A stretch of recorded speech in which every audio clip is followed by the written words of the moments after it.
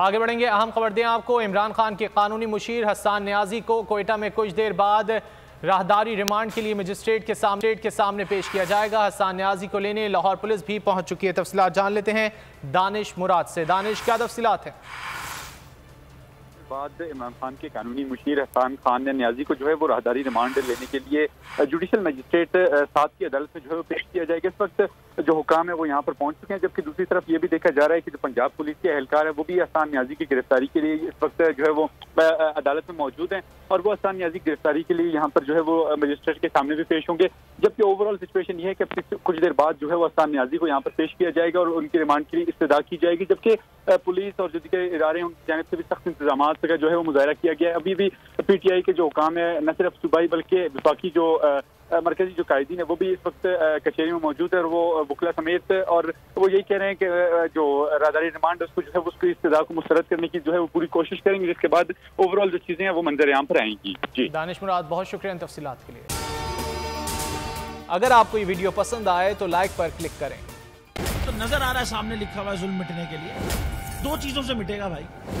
एक, अदल की कुर्सी पे जो लोग बैठते हैं ना वो अदल के हिसाब से फैसले करने लगे। दूसरा, कौम निकल खड़ी उस जुल्म के खिलाफ, तो जुल्म खत्म हो जाएगा। या इन दोनों में से कोई एक चीज हो जाए या दोनों हो जाए। अगर 420 का मुकदमा था उस वक्त अदलिया में जो लोग बैठे हुए केस देख रहे थे वो पूछते ना यार चीट हुआ कौन है, जब उनको दिखता कोई चीट नहीं हुआ केस खत्म कर देते। तो जालिम जुल्म कर ही नहीं पाता। 9 जजेस ने नोट बिफोर किया मेरे केस को यार, 1.5 साल चला। शख्सी जमानत का केस, सेम केस इस्लामाबाद में कर दिया। एक ही इल्जाम पे 2 केस हो नहीं सकते भाई।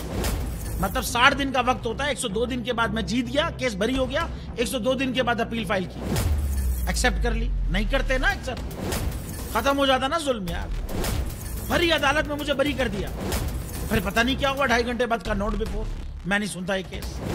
खड़े रहते अपने फैसले, मिट जाता जुल्म। अल्लाह ताला ने बिठाया इन कुर्सियों पे इनको यार, ये अल्लाह ताला की तरफ से फैसले करने हैं। तो या तो ये फैसले आएंगे जुल्म मिट जाएगा, या कौम खड़ी हो जाएगी जुल्म के खिलाफ। रहमत का महीना आ गया है, बख्शिश का सफीना आ गया। होगी मुलाकात उलमाए दीन से,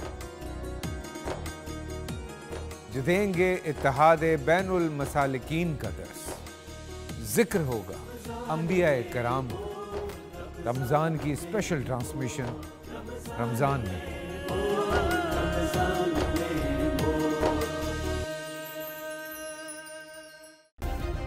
सब्सक्राइब करें और बेल दबाएं ताकि कोई खबर रह न जाए।